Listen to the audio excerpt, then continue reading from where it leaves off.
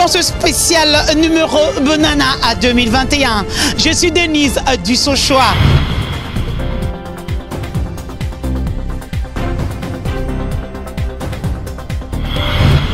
La place qui nous accueille aujourd'hui, c'est la grande place de Bruxelles. Juste à côté, c'est l'hôtel de ville. Ici, c'est écrit l'histoire de la Belgique. Bruxelles, c'est plus de 187 nationalités qui vivent ici. Cet endroit accueille des millions de visiteurs chaque année. Bien sûr, 2020 s'en est allé avec ses aléas. Bienvenue à 2021.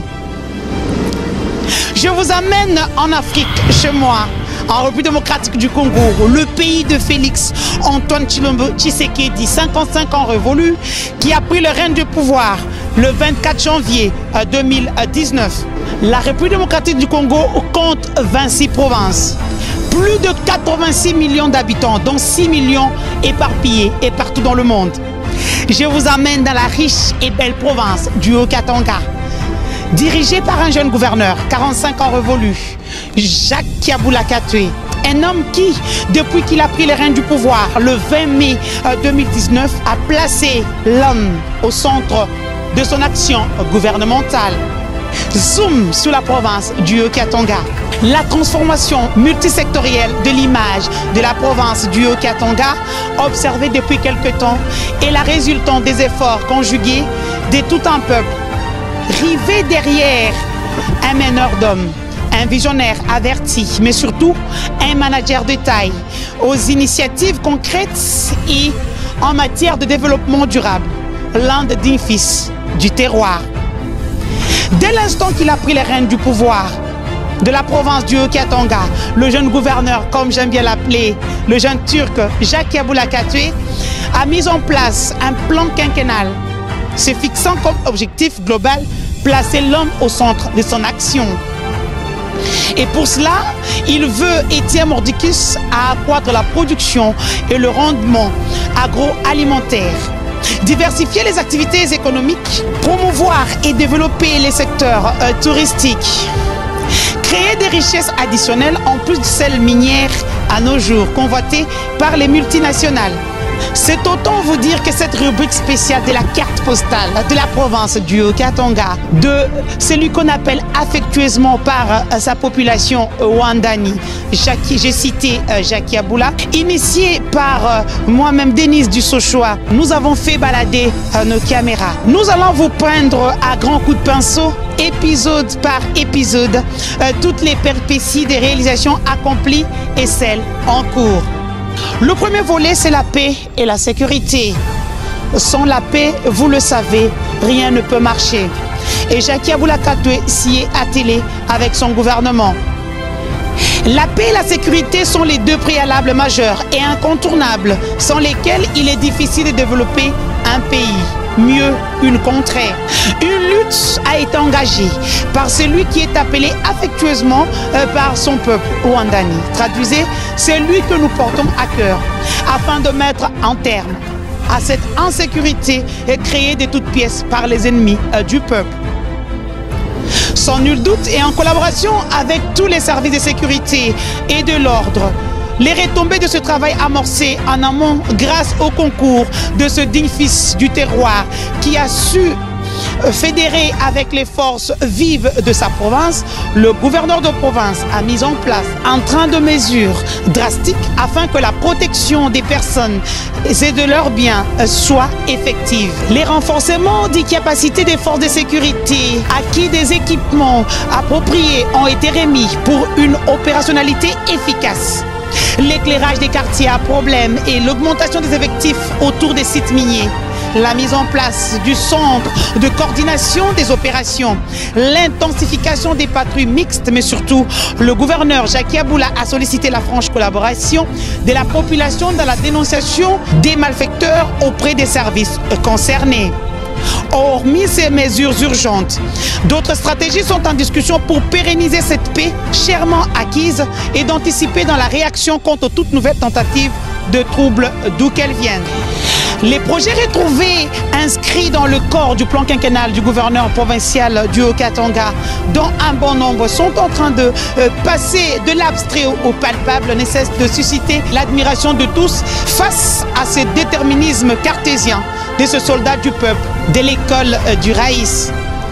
Ainsi, attiré par les richesses insoupçonnées contenues dans son sous-sol et son sol, plusieurs entreprises ont choisi cette province comme leur domaine de prédilection pour y implanter leur siège et ont même fini par ouvrir le bureau, un lobbying mené avec conviction, au point que ces investisseurs, convaincus par les réalités des terrains, ont décidé d'y implanter les usines et entreprises avec comme avantage pour la province une main-d'œuvre locale pour juguler un autre fléau, la résorbation du chômage des jeunes.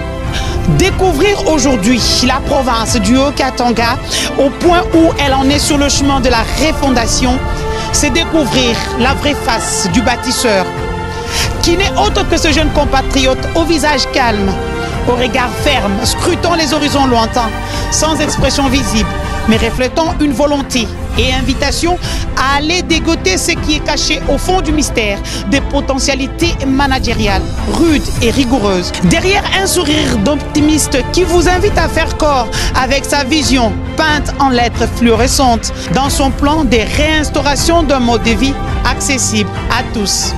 Jacques Yabula Katwe n'invente pas la roue, il en a cure. Cependant, il prêche en apprenant à la population comment s'en servir pour faire du Haut-Katanga un grenier agricole de la région pour combattre la faim.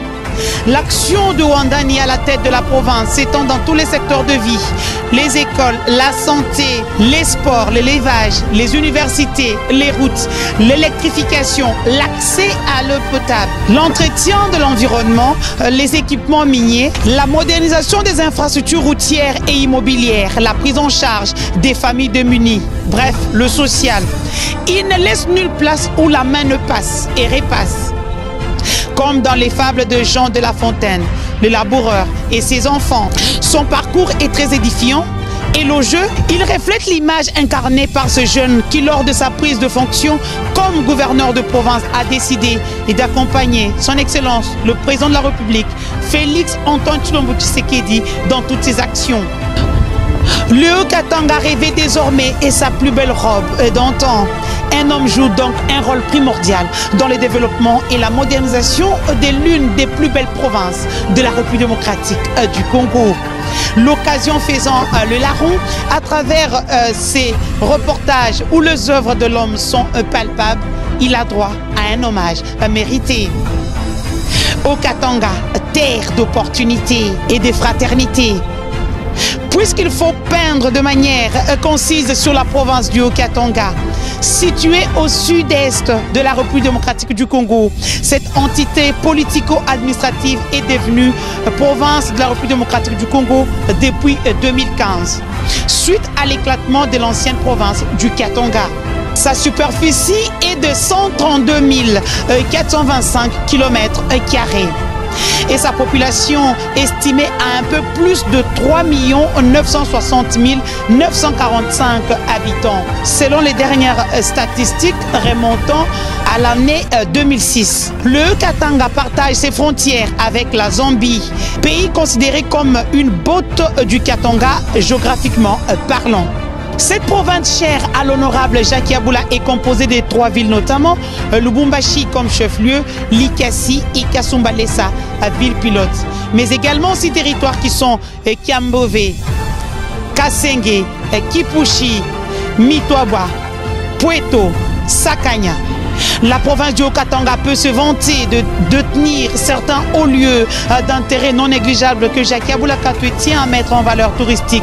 C'est le cas de citer quelques cas comme le parc de Kundelungu, les chutes panoramiques de la Lofoy, les monts Mitumba, le musée national de Lubumbashi. Vous reviendrez sûrement pour en savoir plus. On prend la main.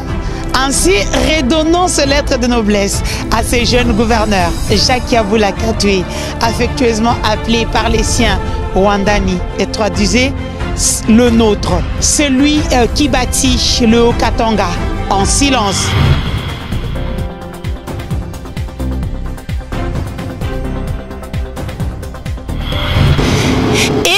Comme je vous l'ai dit souvent, les bonnes choses ne durent jamais. Spécial Bonana à 2021, c'est terminé pour aujourd'hui.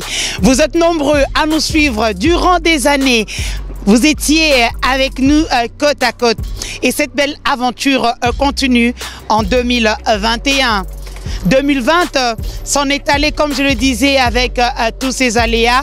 Espérons avoir mieux, trouvons mieux ensemble sur le plan solidaire partout dans le monde pour que ce monde aille mieux. Cet endroit touristique qui génère des millions d'euros, des millions de visiteurs viennent chaque année visiter cet endroit. Ici en Belgique, malheureusement à cause de la Covid, vous pouvez voir que cet endroit est vide. N'oubliez pas de vous protéger et protéger ceux qui vous entourent en portant ce masque contre cette pandémie qui décime le monde. Bonana 2021.